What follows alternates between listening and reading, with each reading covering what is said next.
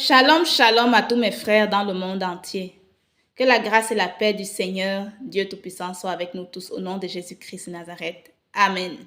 C'est encore moi, la sœur Esther de Suisse. Je viens encore aujourd'hui parce que le Seigneur a mis dans mon cœur de venir, on dit quoi? Saint-Esprit, aide-moi. Partager cette exhortation avec vous. Voilà. Alors, sans plus tarder, je vais remettre ce moment entre les mains du Très-Haut. Éternel des armées, Dieu vivant, Dieu tout-puissant, mon âme te bénit et te glorifie encore parce que tu es digne de gloire. Toi seul es digne parce que tu es le tout-puissant et tu domines sur toutes choses. Toutes choses t'appartiennent.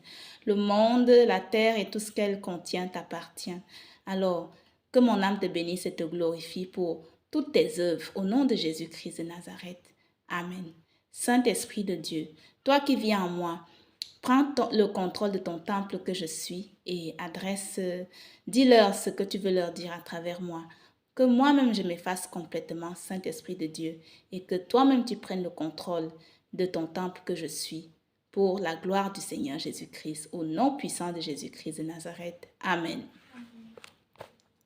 Alors mes frères et sœurs, je pense que tout le monde sait, quand on voit la lutte des événements, tout le monde sait qu'il y a quelque chose qui trame en l'air, comme on dit souvent. Je viens sonner la trompette pour dire que la fin de toute chose est vraiment proche. Ça fait déjà un moment que nous vivons le jugement des nations. Il a commencé. Le Seigneur m'a fait grâce l'année passée, en 2022, au tout début de l'année.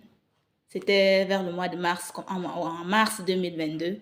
Le Seigneur m'a fait grâce et puis il m'a montré comment le feu de sa colère descendait sur terre. C'était vraiment des canons de feu qui descendaient du ciel sur la terre. Et il m'a tout de suite dit, jugement des nations. C'était au petit matin. Je me suis levée, je suis allée dans mon lieu secret où je vais souvent prier. Et puis, j'ai pris ma Bible et puis j'ai cherché où ça se trouve dans la Bible et j'ai médité la parole de Dieu ce jour-là. Je l'ai gardée pour moi.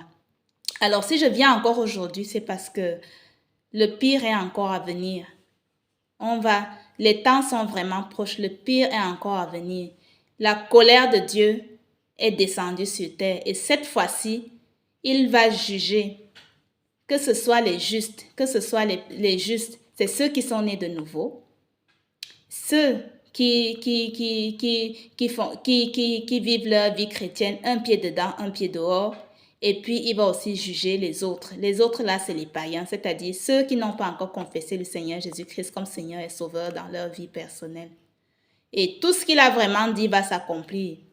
Tout ce qu'il a dit va s'accomplir et les temps sont vraiment proches, il n'y a plus de délai. C'est pour ça que je me permets de venir encore aujourd'hui pour sonner la trompette. Alors j'appelle tous ceux qui ne sont pas nés de nouveau à le faire et à chercher le Seigneur de tout leur cœur afin qu'ils soient épargnés. J'appelle tous mes frères chrétiens et sœurs du monde entier, que chacun de nous se repente sincèrement, que chacun de nous réexamine ses voies, que chacun de nous revienne au Seigneur Jésus-Christ de tout son cœur, parce que même les chrétiens ne seront pas épargnés. Je dis bien ceux qui vivent un pied dedans, un pied dehors, comme on les appelle les crépaïens. Je crois que j'ai entendu un mot comme ça, les crépaïens. C'est eux là. Voilà. Et moi-même, je suis aussi concernée. Je dois examiner ma vie tous les jours parce que si moi-même un jour je fais un faux pas et que la colère de Dieu est descendue, je ne serai pas non plus épargnée. Parce que Dieu ne fait exception de personne. Il n'a pas de chouchou. Je ne suis qu'un instrument parmi tant d'autres à qui il a fait grâce d'utiliser et de parler par moi. Voilà. Alors, je suis venue ici, j'appelle tous ceux qui ne sont pas encore nés de nouveau à le faire. La nouvelle naissance, c'est quoi? La nouvelle naissance, c'est se repentir sincèrement, reconnaître qu'on est pécheur, reconnaître que nos voies n'ont pas toujours été bonnes devant le Seigneur. Et puis, on le reconnaît sincèrement en s'humiliant devant le Très-Haut. Devant le Très-Haut, on reconnaît sincèrement ses péchés à genoux. Et puis, on confesse de sa bouche que le Seigneur Jésus-Christ est Seigneur, qu'il est mort à la croix, qu'il est ressuscité, il est mort à la croix pour nos péchés, les péchés de toute l'humanité, qu'il est mort à la croix et qu'il est ressuscité, comme les Saintes Écritures le disent. Et ensuite, on devient enfant de Dieu. Je vais un peu vous lire les passages qui concorde avec cela pour vous aiguiller un petit peu. Nous pouvons aller dans l'évangile de Jean 1, 12, 13, où le Seigneur nous dit, excusez-moi, mais à tous ceux qui l'ont reçu, c'est-à-dire la parole de Dieu. La parole de Dieu, c'est le Seigneur Jésus-Christ lui-même en personne.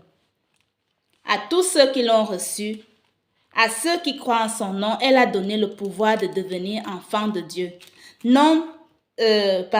Enfants de Dieu, lesquels sont nés, non du sang, ni de la volonté de la chair, ni de la volonté de l'homme, mais de Dieu. Quand on se repent et qu'on confesse le Seigneur Jésus-Christ dans sa bouche comme Seigneur et Sauveur, on devient enfant de Dieu. Donc, parce qu'on est d'abord des parents humains, voilà, mais pour appartenir au royaume céleste, au royaume de Dieu, il faut accepter le Seigneur Jésus-Christ dans sa vie comme Seigneur et Sauveur. C'est tout ce qu'il vous demande. Le Seigneur Jésus-Christ est venu mourir pour les pécheurs. Il est un Dieu de relation. Il n'a point créé la religion. Une fois qu'on devient enfant de Dieu, on le cherche quotidiennement dans sa parole en la méditant et lui, il fait le reste. En priant aussi, bien sûr, en la mettant en pratique parce que c'est ce qu'il nous demande.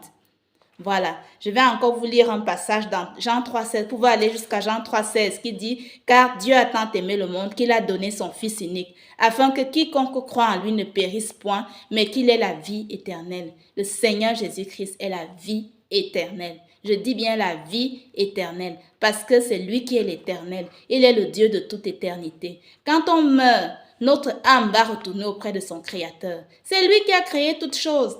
Et quand notre âme va se retrouver devant lui, si on lui appartient, il va nous juger par rapport à nos œuvres. Mais si on ne lui appartient même pas, c'est la zone de tourment. Parce que l'enfer est bel et bien réel, mes frères et sœurs. Le paradis existe aussi. Je vais encore vous donner un dernier passage qui nous dit dans Romains 10, verset 9, que si tu confesses de ta bouche le Seigneur Jésus, et si tu crois dans ton cœur que Dieu l'a ressuscité des morts, alors tu seras sauvé. C'est tout ce qu'il vous demande. C'est tout ce qu'il vous demande. Pour le Saint-Esprit, c'est Dieu, le Seigneur Jésus-Christ qui fait le reste.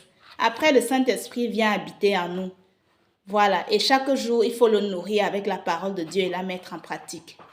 Alors, je vais terminer avec Apocalypse 3, verset 20, qui nous dit « Voici ». J'aime bien ce passage-là parce que moi-même aussi, il me concerne. Cette parole-là nous concerne tous. Nul n'est parfait devant Dieu, nous sommes tous pécheurs. Le Seigneur Jésus-Christ dit, « Voici, je me tiens à la porte et je frappe. Si quelqu'un entend ma voix et ouvre la porte, j'entrerai chez lui, je souperai avec lui et lui avec moi. » La porte dont il parle là, c'est notre cœur. Comment est-ce qu'on l'entend? C'est par la parole qu'on est en train de vous donner là. Si quelqu'un entend sa voix et qu'il ouvre la porte de son cœur, le Seigneur Jésus-Christ le visite, il entre